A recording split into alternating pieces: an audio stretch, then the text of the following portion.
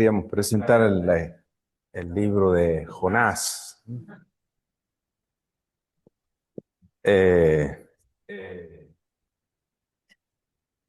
bueno, podría parecer fuera de lugar porque estamos estudiando los profetas del finales de la monarquía, en la crisis asiria, pero bueno, haciendo caso de lo que dice el libro, queremos presentarlo a partir de lo que el libro nos quiere hacer pensar, nos invita, ¿no?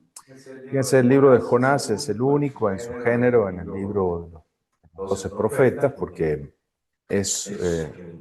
todo él es un relato, prácticamente no hay oráculos, simplemente lo que dice Jonás: cuando llega a Nínive, dentro de 40 días será destruido. Una única palabra, un único oráculo profético, debemos contar en el libro. El resto es un relato, ¿verdad? Y un relato que pone en escena un héroe llamado Jonás, con el cual el Señor teje un diálogo, una aventura. Y entonces nosotros conocemos otros relatos que tienen como protagonistas a los profetas en la literatura bíblica, precisamente los que forman parte de ese ciclo de Elías y Eliseo, que comienza en el primer libro del Rey, capítulo 17, cuando aparece en la escena Elías el Tisbita, de Tisbe de Galaad, y se tiene que enfrentar ahí con el rey Acab y con la reina Jezabel, en Israel del Norte, todas las cuestiones ahí. Elías, que no es propiamente un candidato a ser nombrado delegado episcopal de ecumenismo ni nada por el estilo. No, ¿verdad? No. Entonces, pero que recorre todo un camino de transformación interior, porque no es lo mismo el Elías del capítulo 18 al Elías del capítulo 19, ¿no? Cuando se encuentra con Dios y se transforma y entiende bien que el agua no se mastica, ¿no? Que entiende cuáles son los caminos de Dios. Bueno, los profetas también necesitan ser convertidos, parece. Bueno, vamos a ver, parece que Jonás también va a pasar algo parecido, ¿no? De hecho, vamos a ver que en muchos casos aparece como de filigrana la figura de Elías, casi como una caricatura de Elías y de Jonás, ¿no? Vamos a ver un poquito ahí. Además dice Jonás, hijo de Amitai. Aparece otra vez en la Biblia, y sí, aparece Jonás, hijo de Amitai, en la Biblia, efectivamente. Segundo libro de los Reyes, capítulo 14, versículo 25. Vamos a buscar, porque ahí dice Jonás, Adonai habló a Jonás, hijo de Amitai, diciéndole, ¿no? Así se abren muchos de los relatos proféticos que después desembocan en la misión. Pero bueno, aquí dice Jonás, hijo de Amitai, como si nosotros lo conociéramos.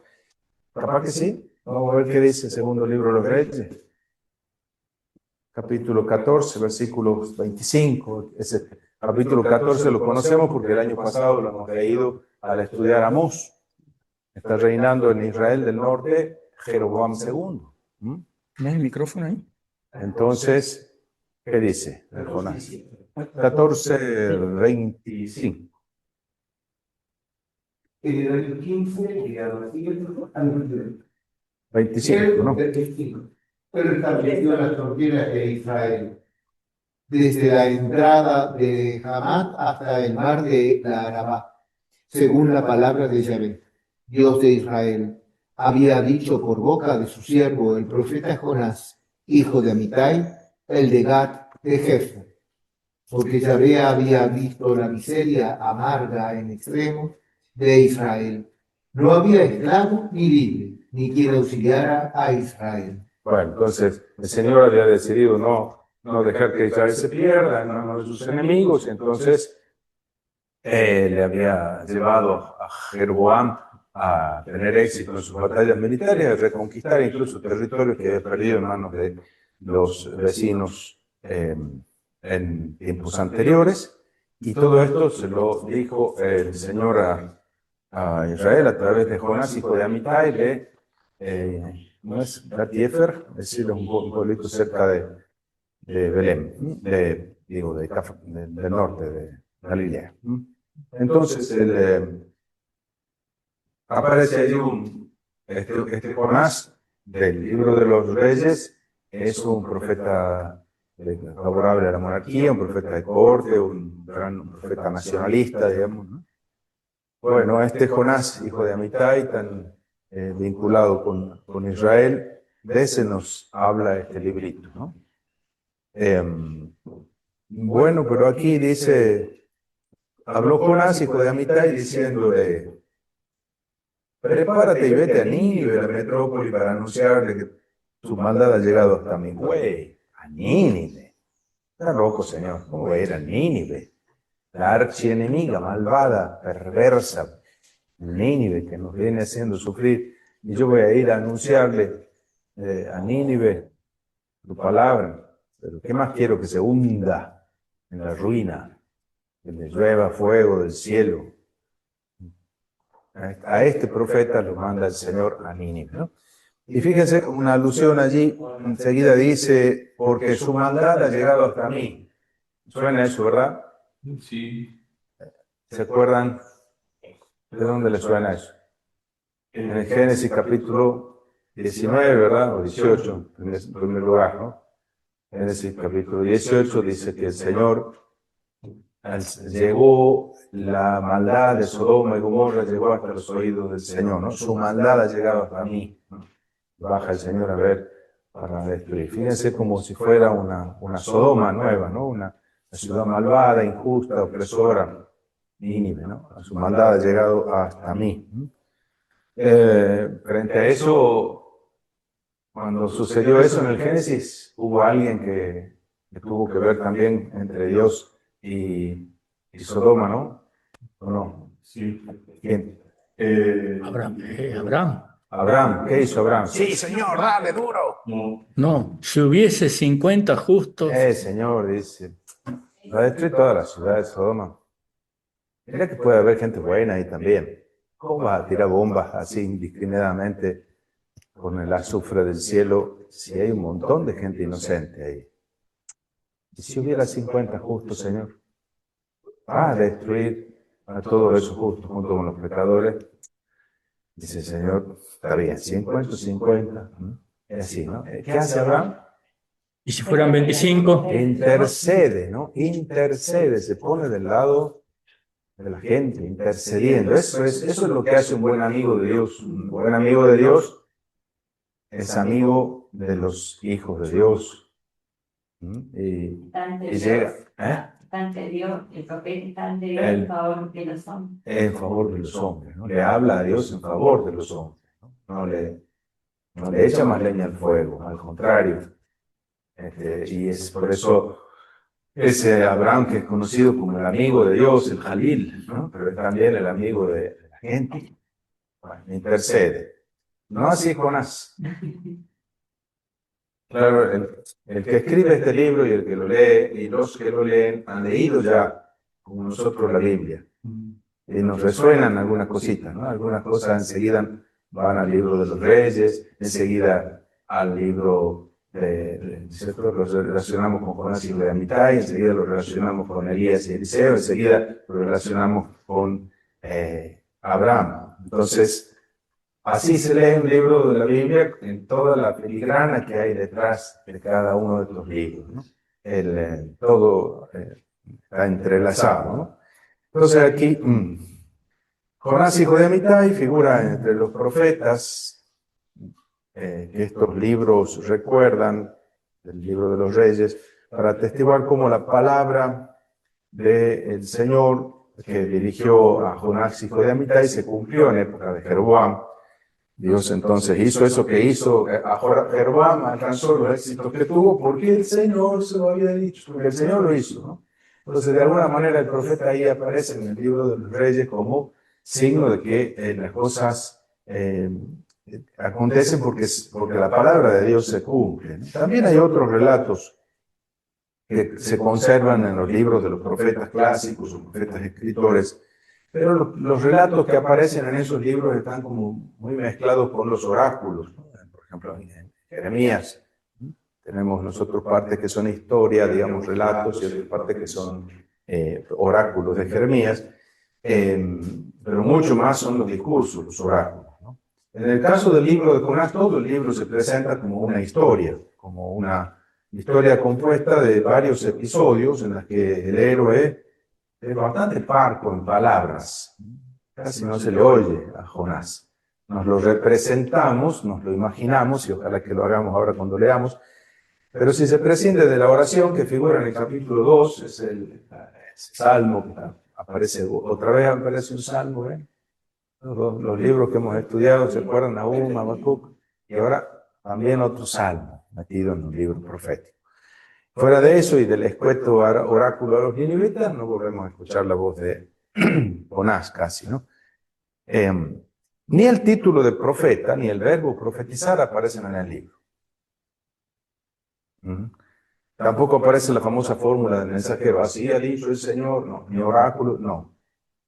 Solamente el rol de portavoz que Dios le hace desempeñar a su interlocutor autoriza este pequeño y colorido relato el derecho de ocupar hoy un puesto entre los libros proféticos, entre los 12 profetas. Se trata efectivamente de un relato didáctico, un relato didáctico, como lo demuestra el mismo hecho de que el relato termina con una palabra de Dios dirigida a Jonás en el libro, dirigida a nosotros, en realidad, que quiere interpelar al lector, al modo como termina una parábola.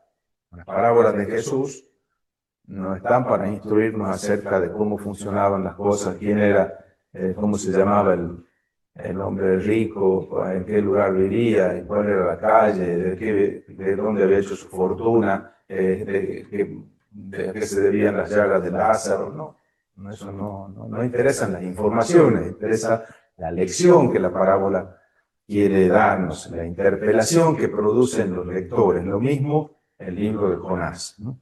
Es entonces un relato didáctico,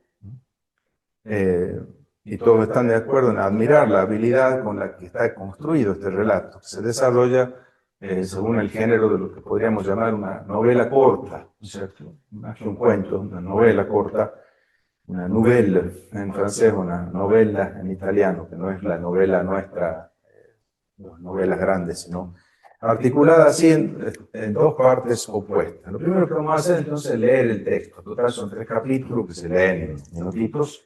Lo vamos a leer de corrido. Leemos entonces el primer capítulo, el segundo que es el Salmo, y el tercer y cuarto capítulo, ¿no? Vamos a leerlo. Y vamos a comentar después. Alguien que lo lea, se ofrece algún lector o lectora.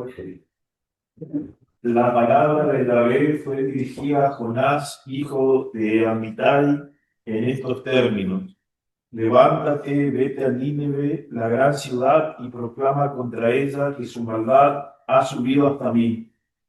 Jonás se levantó para huir a Tarsis, lejos de Yahvé, y bajó a Jope, donde encontró un barco que salía para Tarsis. Pagó su pasaje y se embarcó para ir con ellos a Tarsis, lejos de Yahvé. Pero Yahvé desencadenó un gran viento sobre el mar, y hubo en el mar una borrasca tan violenta que el barco amenazaba romperse. Los marineros tuvieron miedo y se pusieron a invocar cada uno a su Dios. Luego echaron al mar la carga del barco para aligerarlo. Jonás, mientras tanto, había bajado al fondo del barco. Se había acostado y dormía profundamente. El jefe de la tripulación se acercó a él y le dijo: ¿qué haces aquí dormido? Levántate e invoca a tu Dios. Quizás Dios se preocupe de nosotros y no perezcamos. Luego se dijeron unos a otros: ea, echemos a suerte para saber por culpa de quién nos ha venido este mal. Echaron a suerte y la suerte cayó en Jonás. Entonces le dijeron: anda, indícanos tú por quién nos ha venido este mal, cuál es tu oficio y de dónde vienes, cuál es tu país y de qué pueblo eres. Le respondió: soy hebreo y temo a Yahvé, Dios del cielo, que hizo el mar y la tierra. Aquellos hombres temieron mucho y le dijeron: ¿por qué has hecho esto? Pues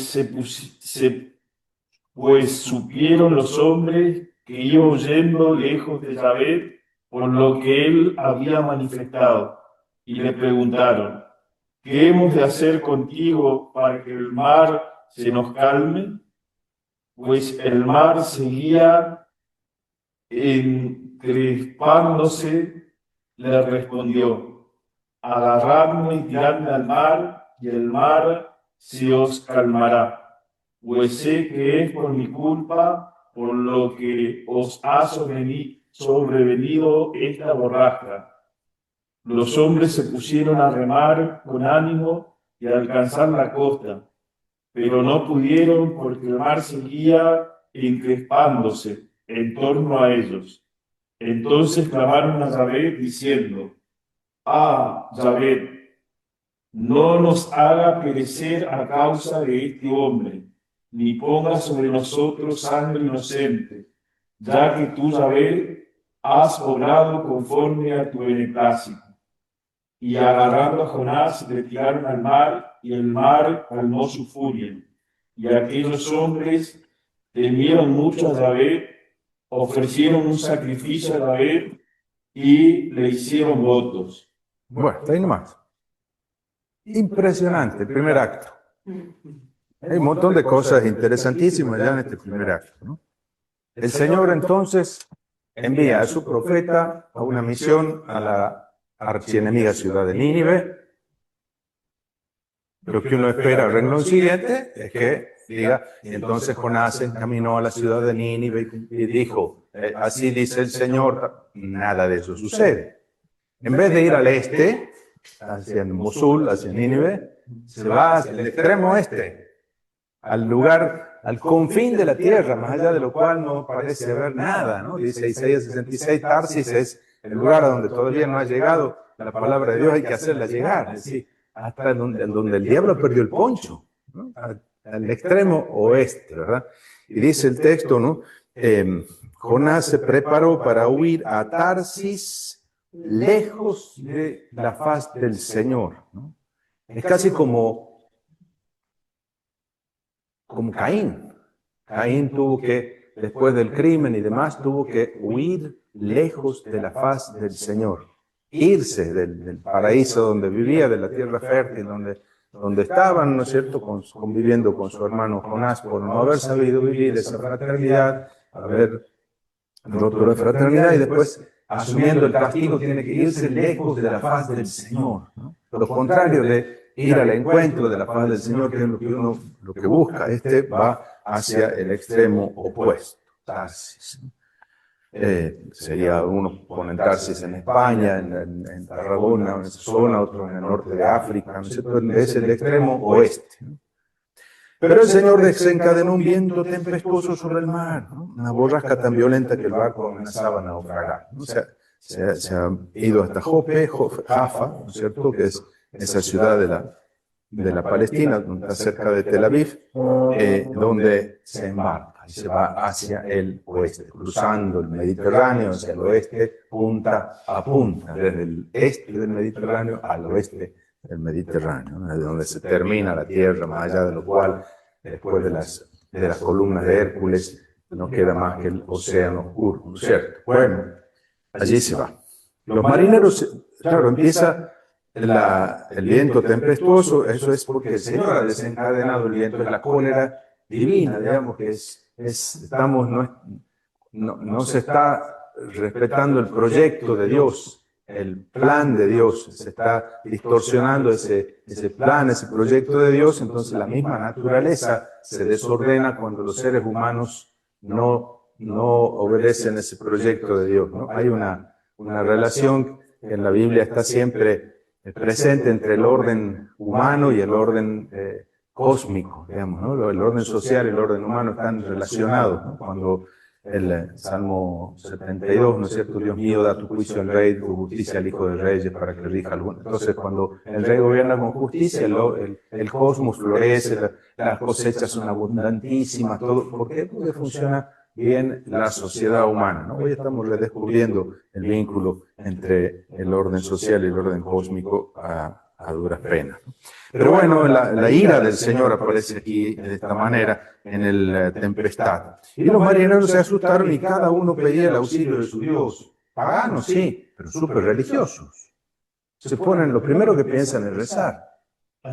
Fíjense la pintura fina de los paganos, la visión que tiene el autor del libro. Estos paganos, los marineros, que se asustaron y cada uno le pedía a su propio Dios y arrojaron por la borda la carga del barco para aligerarlo. Fíjense todo ese trabajo en el que están todos estos trabajando y rezando, ¿no? Y en contraste, Jonás durmiendo. Jonás durmiendo. Y profundamente. Profundamente. Él, el creyente, el que conoce al Señor, el que tiene la palabra de Dios, el que debía estar en la plena... Durmiendo, plácido. El mundo se hunde y este creyente estúpido está durmiendo. A pensar, ¿no? Entonces, Jonás ha bajado a Jope, ¿cierto? A Jaffa. Después dice que ha subido al barco, ha bajado al barco, ¿no es cierto? Pero del tren, ¿cómo es? Ahora ha bajado a la bodega y va a tener que bajar más todavía al océano, ¿no? Todavía no lo hemos visto. Y dice, entonces, el capitán se acercó y le dice, ¿qué haces ahí durmiendo? ¿No te das cuenta de la urgencia del momento presente, la crisis por la que pasamos? No tienes nada para aportar aquí. El capitán se acercó y le dijo, ¿qué haces ahí durmiendo? Levántate e invoca a tu Dios, como estamos haciendo todos. Invoca a tu Dios, a ver si tu Dios se apiada de nosotros y no perecemos. Y luego propusieron entre todos, vamos a echar a suerte para saber quién de nosotros es el culpable del castigo. Si esto sucede, aquí hay un mensaje de Dios, algo no estamos haciendo bien, dice, ¿no? Porque el mundo está trastornado. Echaron la suerte y le tocó a Jonás. Dice, Chango, ¿qué has hecho? ¿Por qué estamos pasando esto? ¿Cuál es la historia? ¿Cuál es tu oficio? ¿De dónde vienes? Y Jonás responde, yo soy hebreo. Creo en Adonai, temo o creo, ¿no? El temer es el verbo ese, y Yará es el verbo que expresa esa devoción, esa fe, ¿no es cierto? Temer significa creer, ¿no? Los temerosos del Señor son los creyentes. Como creo en el Señor Dios del cielo que hizo el mar y la tierra, es decir, es el que está moviendo la mar y la tierra. Aquellos hombres se asustaron mucho y dijeron, ¿por qué has hecho esto? ¿Ya? Porque claro, les ha descubierto ahí y ha desobedecido al Señor y por eso. Pues por lo que les había contado, dedujeron que huía del Señor. Y le preguntaron, ¿qué podemos hacer contigo para que el mar se nos calme? Porque el mar seguía enfureciéndose. Y él le dice, arrójenme el mar y el mar se les calmará, porque yo soy el culpable. No está dispuesto a dar brazo a torcer, ¿no es cierto? A Zaragoza o al charco, ¿no? Es tosudo, testarudo, ¿no? No está dispuesto a ir a, pero bueno, me tengo que morir, me muera, ¿no es cierto? Pero no pienso hacer lo que me pidió el Señor. Madre mía, arrójeme al mar, reconozco que soy el culpable de esta gran borrasca. Fíjense estos marineros, la actitud impresionante, ¿no? Los hombres remaban para llegar a tierra firme, pero no podían, es decir, hacen todo lo que pueden, ¿no? Le quieren salvar la vida también a Jonás, ¿no? Tirar el pan, ¿no? Entonces hacen todo el esfuerzo que pueden, todo lo que está de su parte para llevar el barco a tierra firme y no tener que tirarlo al mar. Pero no podían porque el mar seguía enfureciéndose en torno a ellos. Entonces invocaron al Señor. Los marineros paganos gritaron al Señor diciendo, ¡ay, Señor! Por favor, que no perezcamos por culpa de este hombre. No nos manches con sangre inocente, sino querríamos nosotros cometer un crimen, ¿cómo lo vamos a arrojar al mar? No podemos, ¿no? Porque tú, Señor, has actuado según tu voluntad, ¿no?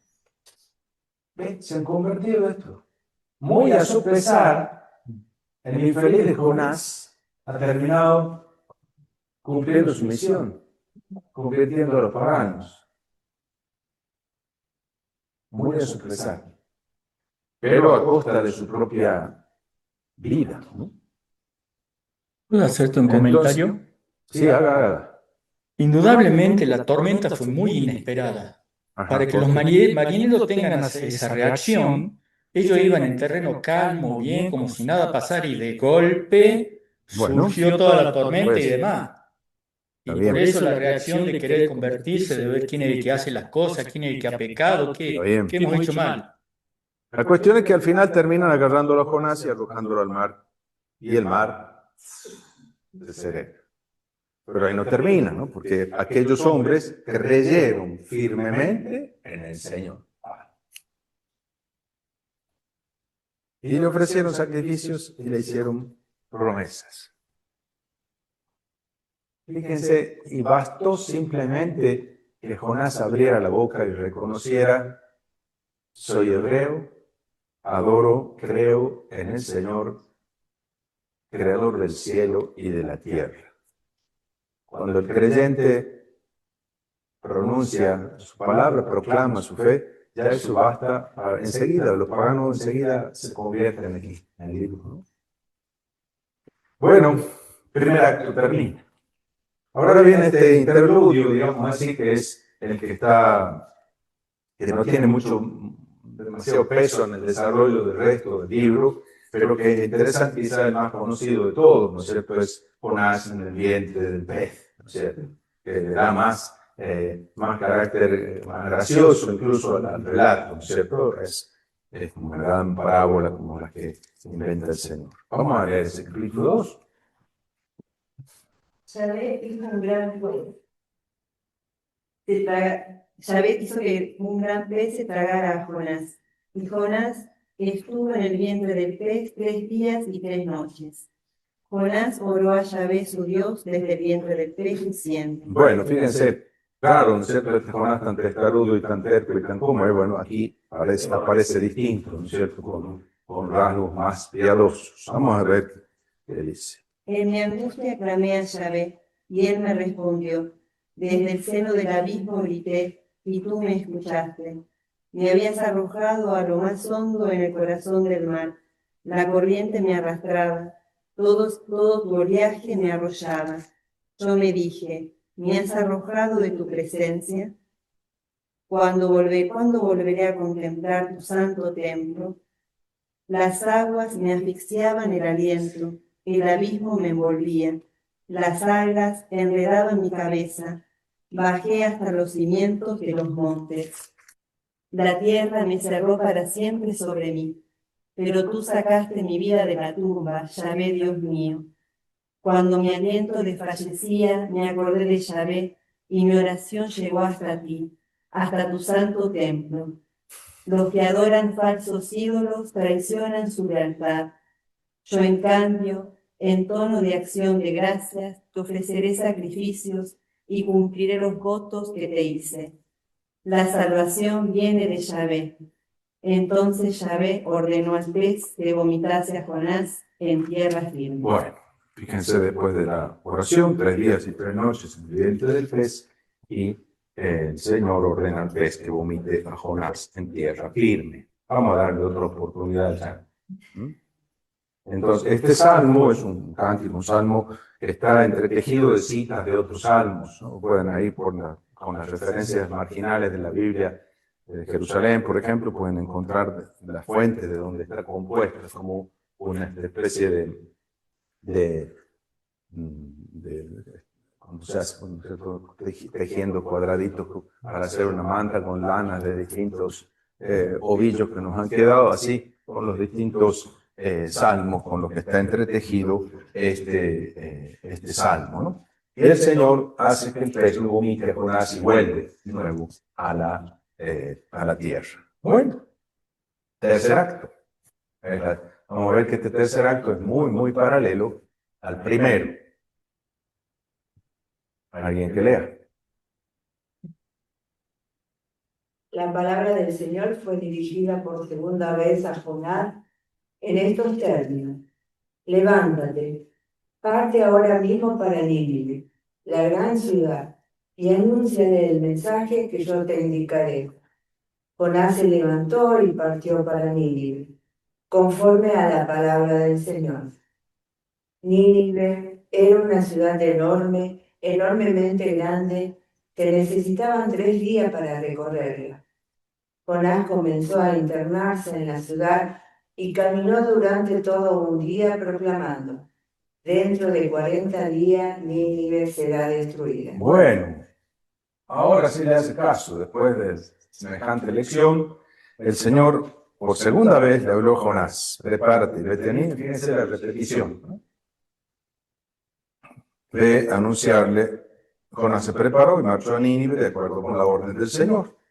Nínive era una gran metrópoli, con un recorrido de 3 días. Madre mía, esas ciudades más bien de la época persa o helenística, ciudades tan grandes no había en la época asiria, ¿no?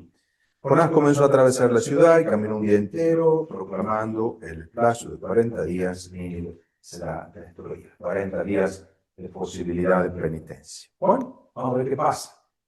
Podríamos aquí esperar a ver qué sucede, pero no, enseguida ya te da el resultado del cuento. ¿Qué dice?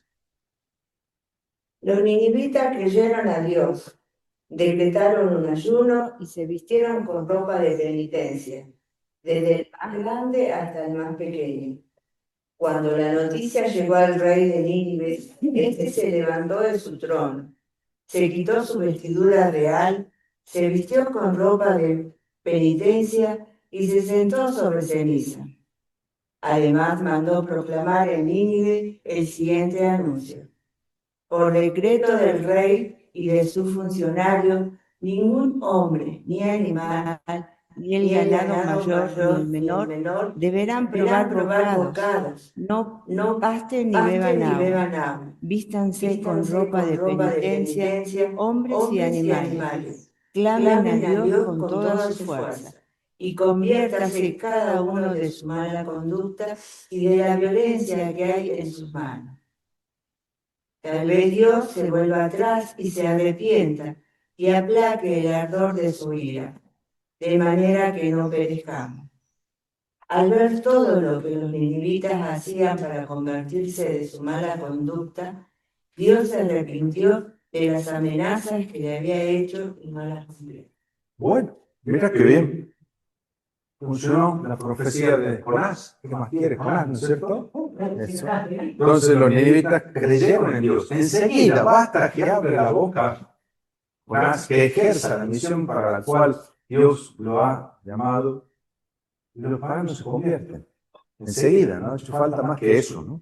Los ninivitas creyeron en Dios. Enseguida, no solo ayunan a Él, sino que un decreto real, hombres, animales, todos, del más grande al más chico, todos hagan penitencia, y dice: a ver si Dios se arrepiente y se compadece, se aplaca el ardor de su ira y no perecemos. Lo mismo que decía ahí: busquen al Señor y quizás, ¿no es cierto? No son cosas automáticas, no es magia, ¿no es cierto? Es la penitencia no para manipularlo a Dios, sino para ofrecer nuestra disponibilidad. Y así, gente súper religiosa enseguida aprende la lección apenas se la proclama, ¿no? Cuando Dios vio lo que hacían y cómo se convertían de su mala conducta, se arrepintió del castigo que había anunciado contra ellos y no lo ejecutó. Bueno, aquí entonces, interesante también cómo se concatenan las cosas, porque hay un paralelismo clarísimo, ¿no es cierto?, que han visto allí. Jonás recibe la orden de ir a Nínive, de anunciar que Dios la ha condenado por su maldad, capítulo 1, versículo 2, pero Jonás huye por mar hacia Tarsis, en dirección opuesta. Dios emplea una tormenta para hacer que el fugitivo confiese, que los marineros lo arrojan al mar por la borda. Después un gran pez lo devuelve al punto de partida. Y la segunda parte se abre con la repetición casi exacta de la primera, la orden y la misión, pero esta vez Jonás obedece. La repetición es un recurso interesante empleado por el autor, ¿verdad? Esta segunda parte se abre entonces de esta manera, con la repetición de la orden, pero esta vez Jonás obedece. La amenaza contra Nínive provoca el arrepentimiento de todos sus habitantes y Dios renuncia a la decisión de destruir. Pero aquí viene la reacción de Jonás, que deplora el comportamiento divino. ¿Qué dice 4.1? Vamos a leer.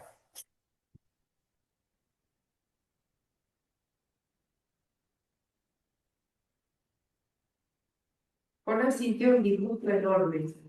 Irritado, rezó al Señor en estos términos. Ah, Señor, ya me lo decía yo cuando estaba en mi tierra. Por algo me adelanté a huir a Tarsis, porque sé que eres un Dios compasivo y clemente, paciente y misericordioso, que te arrepientes de las amenazas. Ahora, Señor, quítame la vida. más vale morir que vivir. Respondió el Señor. ¿Te parece bien irritarte de esa manera? Bueno, hasta aquí ahí podría terminar el libro. Fíjense qué impresionante, ¿no? Porque en vez de alegrarse, se enoja. Claro, al principio, cuando le da la orden de ir a predicar, a amenazarlo para que se convierta, huye. Y nosotros no terminamos de entender por qué el profeta huye. Ahora sabemos por qué huye. Pues yo ya sabía, ya te conozco, Señor. Soy un Dios paciente, misericordioso, lento a la cólera, rico en piedad y leal. Recita la fórmula de la misericordia de Éxodo 34. Ya te conozco, Señor. Es decir, es un tipo que sabe mucho de teología, conoce la doctrina, pero no tiene el corazón de Dios. Ya sabía yo que los iba a perdonar. Y yo lo que quiero es que los hagas bolsa, ¿no? Los odio con odio cruel, ¿no? Pero yo sabía que los ibas a perdonar. Ahí sabemos por qué había huido, no quería que Dios los perdone, ¿no? Y entonces, pero ¿te parece bien enfurecerte de esta manera?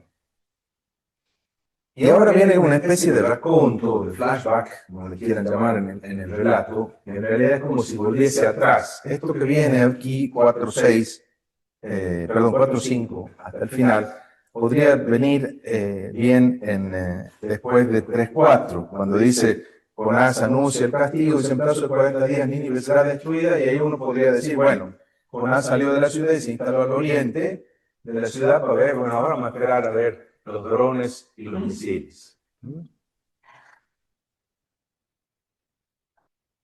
¿Ah? Podría venir ahí. Y mientras está ahí, dice, allí se hizo una choza y se sentó a su sombra para ver qué sucedía en la ciudad.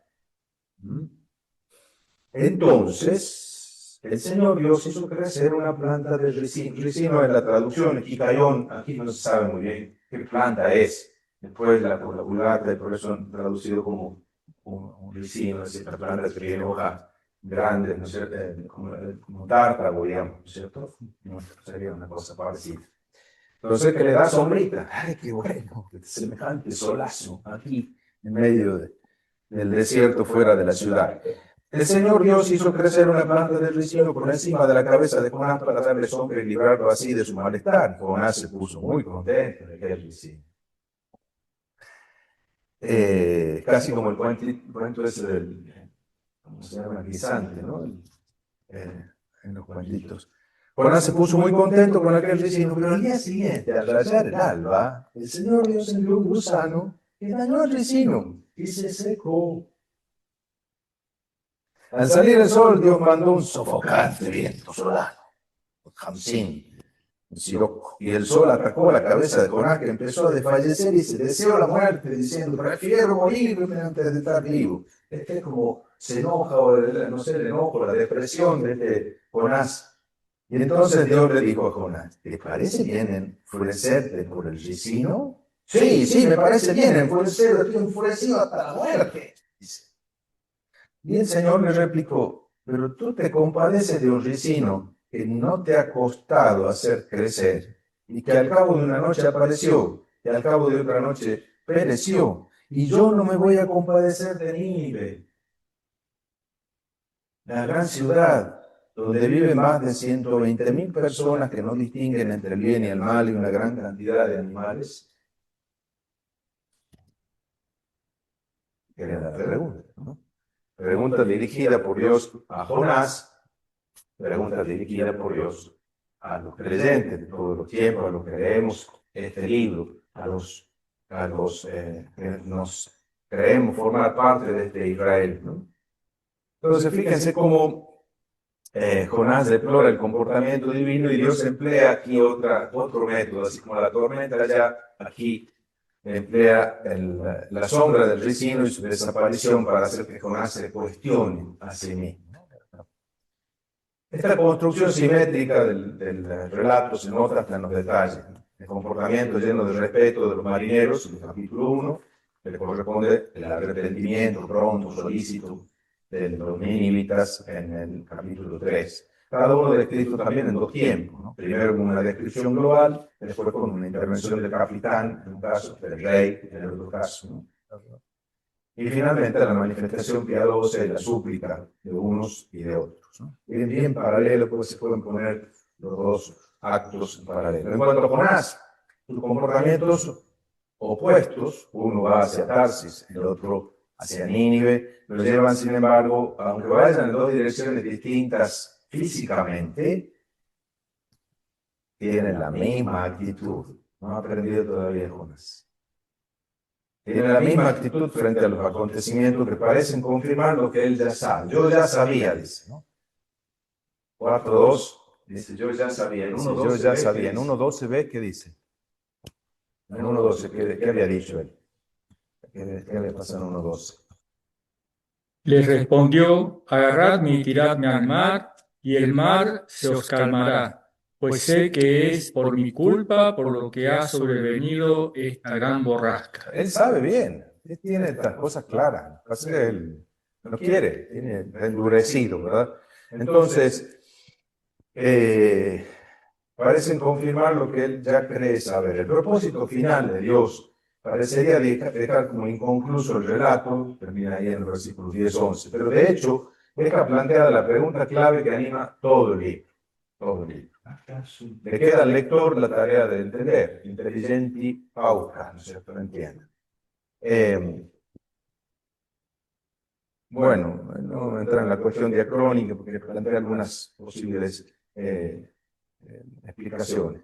El ambiente de origen de este libro, ¿cuál es? Bueno, por supuesto no hay que intentar conectar históricamente el relato con la vida del profeta Jonás del siglo VIII, que he mencionado en Segundo Reyes 14:25, porque el oráculo de Jonás, hijo de Amitai, del libro de los Reyes, no tiene nada que ver con el sentido del libro, es simplemente el nombre que conecta, ¿no? La lengua y el vocabulario en el que está escrito el libro es más bien la lengua usual en la literatura tardía del post-exilio, de la época persa, documentada en la historiografía del libro de las crónicas, es casi final de la época persa, comienzo de la época helenística, o el libro de Coelho, incluso el hebreo del libro de Daniel. Es decir, que es un libro escrito bien tarde en la historia de la literatura bíblica. La imagen de Nínive, 3.3, dice una gran ciudad, hacía falta 3 días para atravesarla, no tiene ninguna relación histórica con la capital del Imperio Asirio, construida en el 600, destruida, digo, en el 612, ¿no?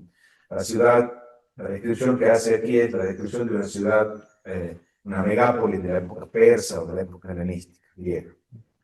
Aquí el tema del arrepentimiento que aparece en el capítulo 1 y en el capítulo 3 está proponiendo la teología deuteronomista del post-exilio, ¿no? Entonces, si hay algún mal, se debe a que alguien ha pecado, ¿no es cierto? Y entonces, si se pide el pecado, se le retira el castigo. Es esa cuestión de la teología de la retribución, si quieren llamarlo así, típica de la teología deuteronómica o deuteronomista.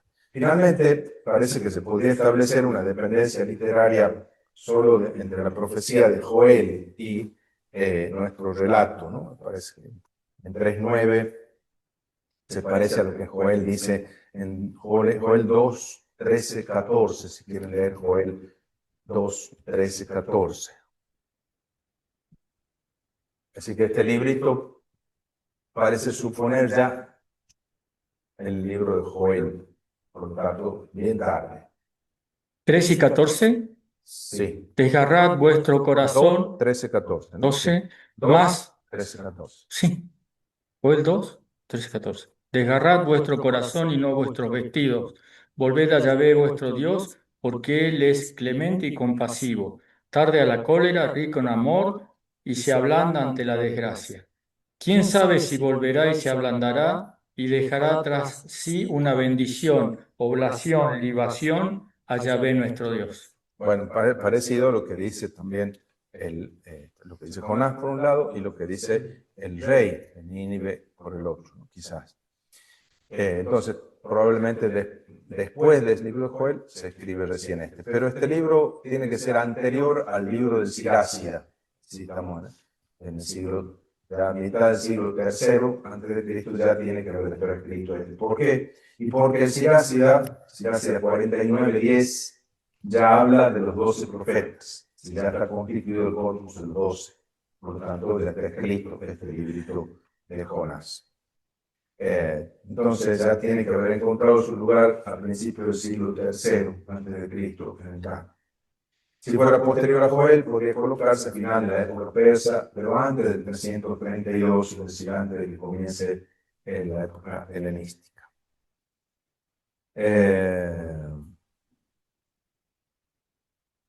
Entonces, la composición, digo, ¿no? De Jonás. El ambiente de origen ya no es el ambiente de la profecía, como tal, ¿no? Es más bien el ambiente propio de la didáctica, ¿no? De la literatura didáctica, que se inspira en la imagen popular del profeta, conservada, la memoria se conserva ahí en el libro de los Reyes, y desarrolla una novela histórica, digamos así, toma el personaje y desarrolla el relato. Varios de los rasgos están tomados de Elías, como digo, ¿no? Dios envió al profeta Elías a una viuda del país de Sarepta, de Sidón, le dijo entonces un profeta israelí a una extranjera, ¿no? También de Sarepta de Sidón, ¿no es cierto? De donde era también la reina Jezabel, de Fenicia, ¿no es cierto? Sí, supuestamente manda a los enemigos a los que él quiere combatir, ¿no? Así también aparece Jonás. Por supuesto, el objetivo de este libro es un objetivo sobre todo polémico y utiliza las vías indirectas de una narración metafórica, llena de ironía, incluso de caricatura, digamos. Un hermoso ejemplo de lo que llamaríamos hoy teología narrativa. ¿Y qué quiere provocar este profeta? ¿Cuál es como el mensaje teológico que hay detrás de esto? Entonces estamos al final de la época persa, la gran diáspora israelita, ¿no es cierto? La gran diáspora judía, ya hace rato que viene en historia, y además hay una reconstrucción de la comunidad exílica que intenta incluso una suerte de pureza y demás ahí en el terreno de Yehud, ¿no es cierto? Como pasa con todo relato en parábolas, el papel que se le otorga al lector es importante, es decir, la reacción del lector aquí es la que le interesa más, el reader response, que dicen los especialistas, ¿no? Y por supuesto eso ha dado lugar a muchas variadas interpretaciones del librito, bien distintas una de otra. En primer lugar, nosotros nos damos cuenta de que el relato no tiene la intención de presentarnos a Jonás, al héroe del relato, como un ejemplo, más bien es un antihéroe, ¿verdad? No es tanto un ejemplo de algo bueno y de algo malo, como sucede, por ejemplo, en el caso de Midrashim. Aquí Jonás hace el papel de un israelita tan acostumbrado a su Dios que sabe ya desde el principio lo que se puede esperar de él. Ya sabía yo.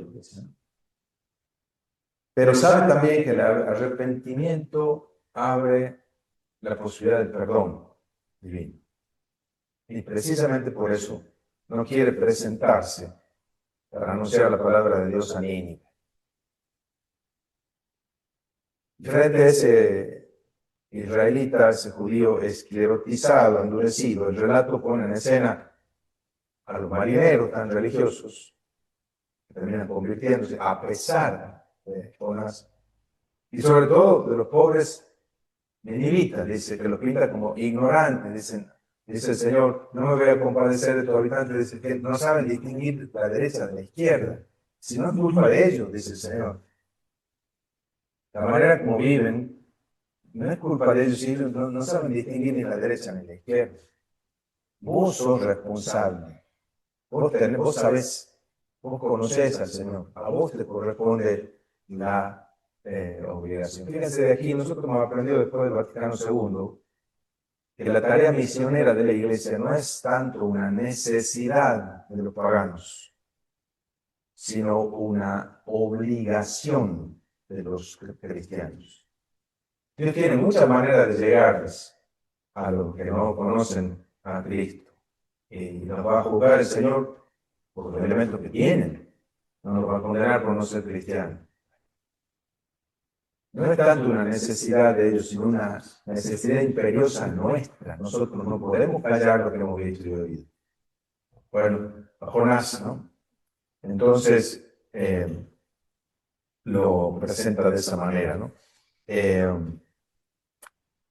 Fíjense cómo los ninivitas se muestran tan abiertos a lo impredecible. Apenas conocen la procedencia y el pecado del pasajero fugitivo, los marineros invocan al Dios de Jonás y reconocen con temor la grandeza del poder de Dios sobre el universo.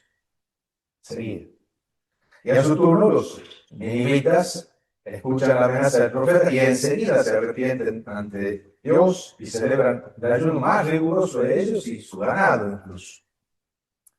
¿Qué destinatario tendría en mente entonces el autor de este relato? Los miembros de la comunidad judía, que encerraban a su Dios en sus saberes doctrinales y no esperaban de él nada nuevo e imprevisible.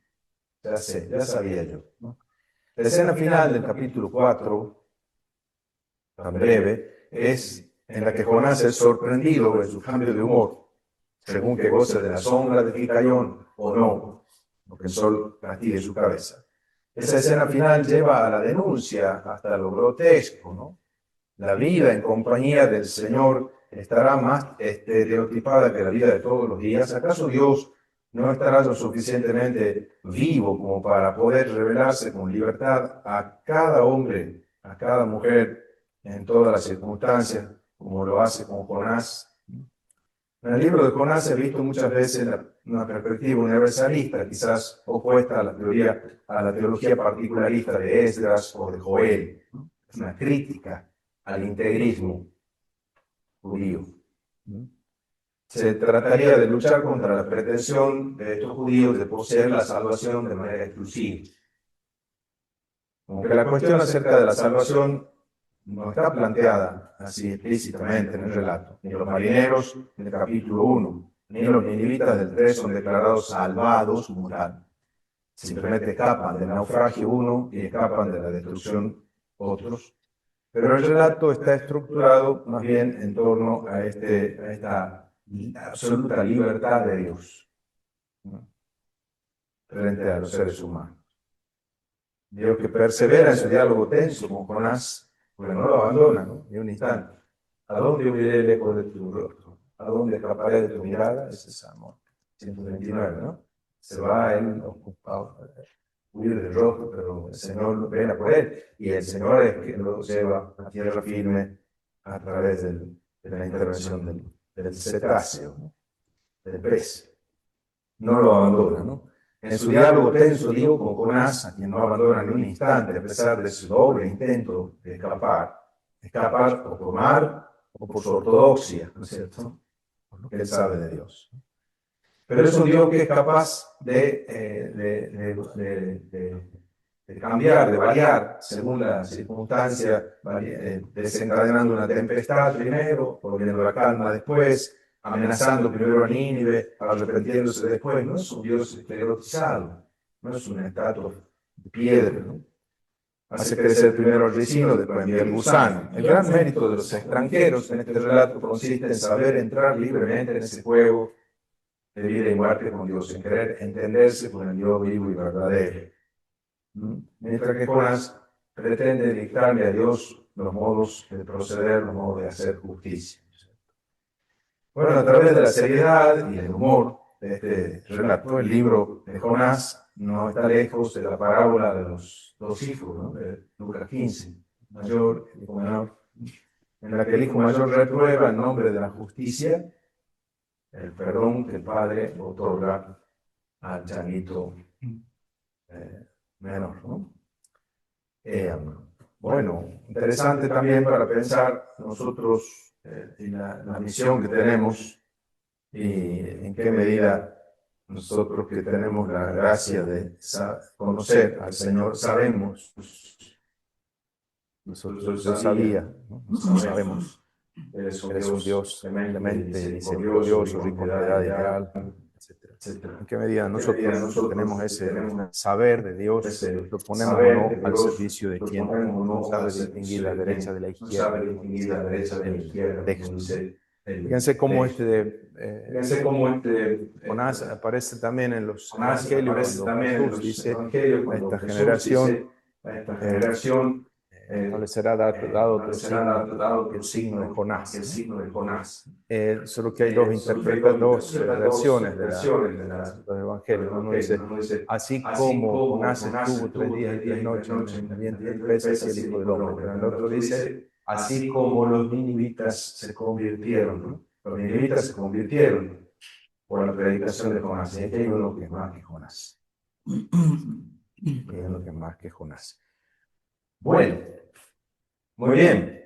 Terminamos aquí nuestro recorrido. ¿Qué les sugiere este texto a ustedes? A mí lo que me sugiere tal vez en cuanto a el libro de Jonás como crítica a un sector del judaísmo que en esa época era exclusivista e integrista, considero bueno que el hecho de que alguien hubiera escrito el libro de Jonás, al igual que el de Ruth, y que posteriormente fuera incorporado al canon, muestra que también había otro judaísmo que era más abierto también. Exacto. No es que era solo el judaísmo integrista que absolutamente rechazaba. Esa es la maravilla del canon. El canon contiene toda la pluralidad de las teologías en el mismo. Sí, efectivamente, eso es lo hermoso del canon. Que no es una línea no suprime la otra. Sí, efectivamente. Sí. Se van balanceando. Y también como la imagen que por ahí podemos tener de Dios, que siempre es libre y siempre nos seguirá sorprendiendo. Es el Dios de la sorpresa, así le gustaba decir a Francisco, también me encanta la expresión a mí, es el Dios de la sorpresa. Es capaz de salirte con un domingo 7. Y tenés que estar dispuesto a bailar a su ritmo y no a querer imponerle el tuyo. ¿No? Bueno, ¿cuál será el ritmo al cual quiere Dios que bailemos? Ahí está. Preguntemos. Muy bien. Bien, gracias. Muy bien a ustedes, muchas gracias. Como siempre, he disfrutado yo del encuentro y de lo que hemos podido recorrer juntos.